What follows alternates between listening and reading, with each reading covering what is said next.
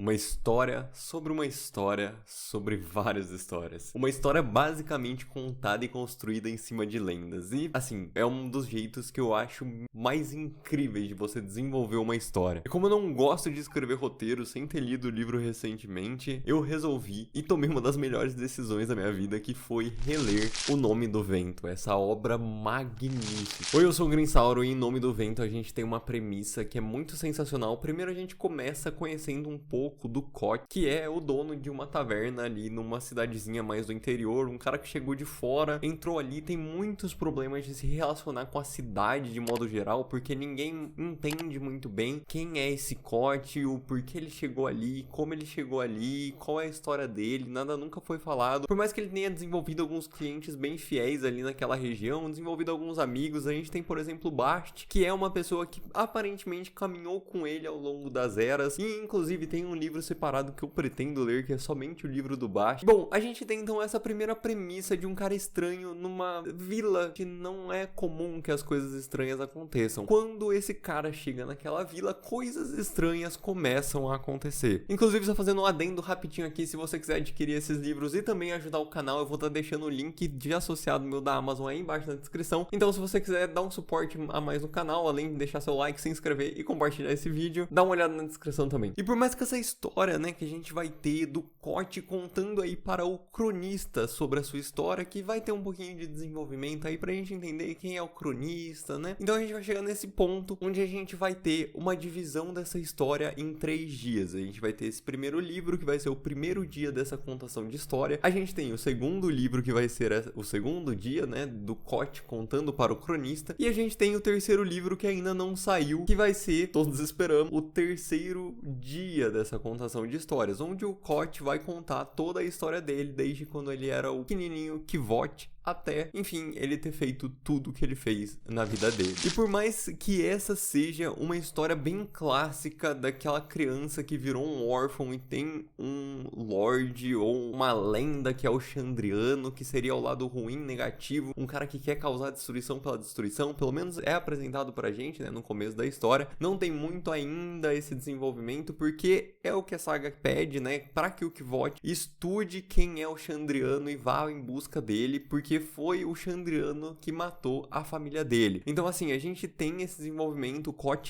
Kvoth, né, Koch indo atrás para entender mais quem é o Chandriano. Obviamente, a gente tem muito mais do que isso, porque o Kvoth, ele é um Edenaru, que é basicamente uma trupe de pessoas que vão de cidade em cidade fazendo peças teatrais, são basicamente bardos, porém, eles são meio que a classe mais alta que a gente teria desse pessoal que faz esse tipo de apresentação. Porém, a gente tem exatamente o ponto de que eles são muito criticados e eles são até jurados de morte muitas vezes, exatamente por terem esse tipo de comportamento, de ficar um tempo numa cidade, ir pra outra. Então as pessoas sentem que eles estão meio que sugando aquela cidade durante um tempo e vão embora. Por mais que não seja isso que eles estejam fazendo, estejam pelo menos no olhar que a gente tem do Kvoth, levando a música, levando o entretenimento, levando a alegria pra essa cidade. Porém, obviamente, os políticos da cidade comparam, né, a chegada dos Edenaru com um caos e destruição. Por mais que não seja destruição propriamente dita, pode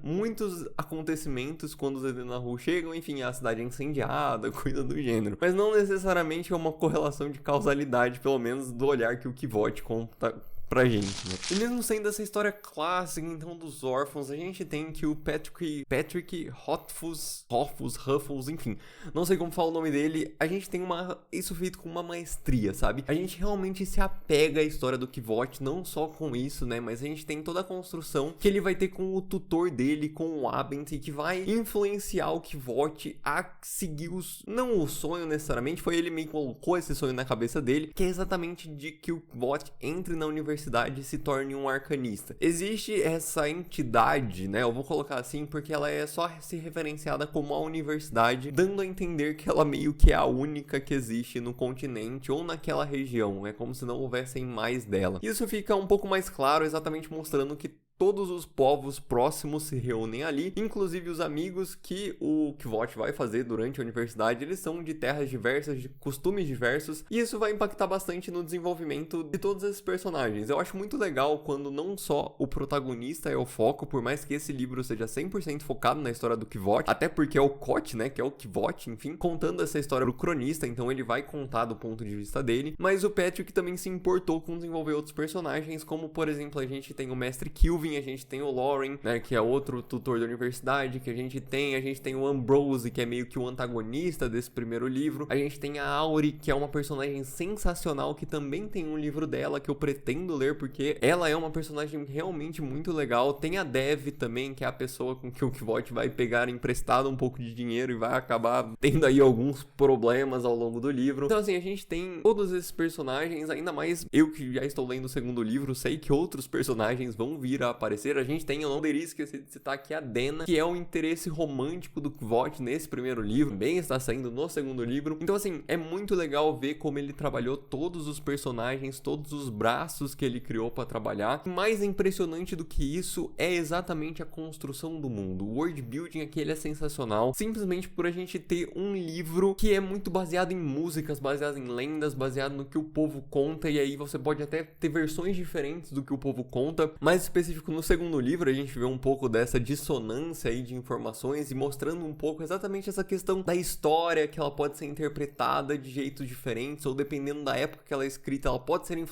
influenciada por um poder político. Então, por mais que esse primeiro livro a gente vai tratar mais do Kvothe, como ele vai se construir, se portar dentro da universidade, a gente sim vai ter um salto disso para uma construção até mais política e de world building no segundo livro. Não quer dizer que não tenha no primeiro, inclusive o primeiro é muito bom nessa parte. Tem inclusive na edição especial que eu tenho, tem uma fala no verso, né, enfim, atrás do livro, né, que geralmente tem aquelas frases. Enfim, tem uma frase do Lin-Manuel Miranda, e pra você que não sabe, ele faz muitas músicas aí dos filmes da Disney, criou o musical Hamilton, que é sensacional, e ele é um cara dentro desse mundo da música, e ele faz elogios exatamente à parte musical desse livro. É engraçado, por mais que seja um livro, ele é bastante musical, porque o Kvothe, ele tem esse ar músico que ele pegou do Zedé Naru. Então isso é sensacional, o jeito como ele escreve a música, o jeito como até o Chandriano é ligado à própria música que, por exemplo, pai dele estava escrevendo. É muito legal, é muito sensacional. Eu vejo que realmente o Patrick, ele se debruçou para realmente escrever um livro que ele amasse, sabe, de coração, assim. É o mesmo sentimento que eu tenho, por exemplo, quando eu estou lendo os livros do Sanderson, sabe? Você consegue sentir o quanto aquele autor gostou de ter escrito aquele livro. E na universidade, né, uma coisa que é muito, muito legal é exatamente o sistema, entre aspas, de magia, né? Eu sei que essa palavra sistema de magia é muito comum quando a gente fala de fantasia, e querendo ou não tá errado falar sistema de magia, nem nada, mas enfim, é a mágica que ronda o mundo, né? E nesse livro em específico, o que eu acho muito interessante é que as magias, elas são aprendidas ali na universidade, inclusive, né, com o Kvothe querendo ser um arcanista.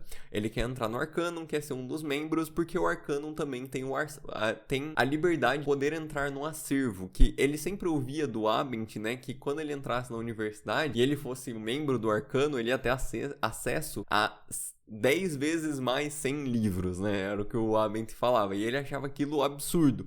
E é muito legal ver quando isso acontece, né? E por mais que a gente vá vendo os percalços que o Kvothe vai sofrer durante a universidade, por ele ainda ter entrado muito jovem e ainda ser meio que não bater muito bem na cabeça em algumas coisas, ele ainda não tem um julgamento ali do que ele deveria fazer, meio que de certo, entre aspas, e errado. Ele não coloca muitos prós e contras a favor dele e acaba aí caindo do cavalo muitas vezes, né? Mas é bastante interessante ver como ele vai superando esses desafios ao longo do primeiro livro. Falando do sistema de magia, a gente tem diversas extensões, muito porque a gente tem as classes, né, as salas de aulas específicas. Então, por exemplo, o mestre Elodin, ele vai ensinar, na teoria ele ainda não tem aula, ele vai começar a dar aula no segundo livro, tá? Mas ele é o tutor e ele sabe o nome das coisas, ele é o nomeador Mor, e basicamente é o que traz aí o nome do livro, que é o nome do Vento. Então, em O Nome do Vento, a gente vai ter exatamente toda essa construção de você ter pessoas que são extremamente poderosas, porque elas conseguem nomear as coisas. Então, se você domina, por exemplo, o nome do vento, você controla o vento. Se você domina o nome do fogo, você controla o fogo. Se você domina o nome do metal, você controla o metal. Se você domina o nome de uma pessoa, você consegue controlar uma pessoa. E, inclusive, tem um exemplo desse, que é quando o Elodin tá tentando ensinar pro Kvothe um pouco sobre o que é a nomeação, que ele simplesmente chama um aluno, né, sei lá, o Lucas, vem aqui. E aí o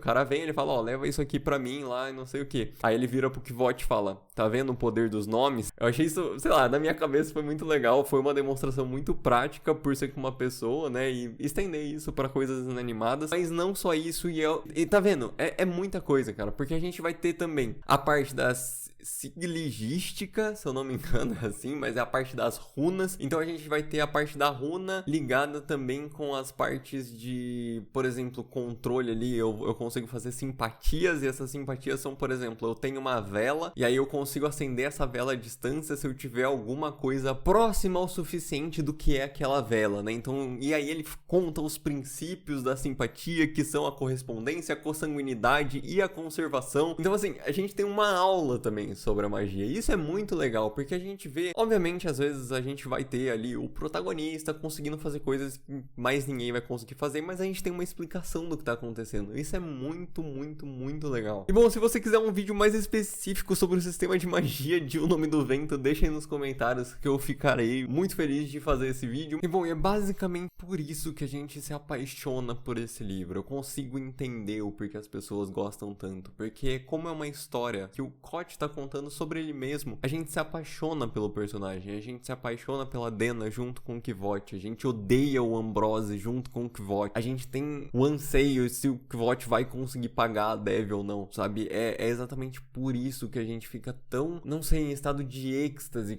quando o Kvothe consegue fazer as coisas, e a gente fica tão abalado quando ele não consegue, ou quando as coisas não saem do jeito como ele esperava. É um livro extremamente imersivo que vai te fazer odiar e amar na mesma frequência as atitudes do Kvothe, né? Então, isso é o que é sensacional. E na edição que eu tenho, nessa especial também, no final a gente tem uma parte meio biográfica do próprio Patrick, né? E lá ele conta um pouco da história dele, como foi, desde a parte que ele tava meio que no colégio, assim, até ele começar a escrever, até ele escrever os livros. E aí, ainda aí, depois que o livro já tinha acabado, eu ainda me senti muito tocado, porque eu percebo o quanto ele é muito próximo a nós que gostamos de ler, não só de ler, mas gostamos de fantasia, dessa parte mais nerd, assim, que realmente às vezes a gente não consegue se encaixar num grupo específico, sabe? A gente precisa usar o que a gente tem de arma para criar a nossa comunidade, né? Ver ele escrevendo isso e ver as coisas que ele teve que passar para conseguir publicar esse livro, e quiseram cortar coisas da primeira publicação que teve, e depois nessa especial ele coloca essas coisas que quiseram cortar, né? Então isso é sensacional, ver o quanto ele realmente se importou com esse livro, e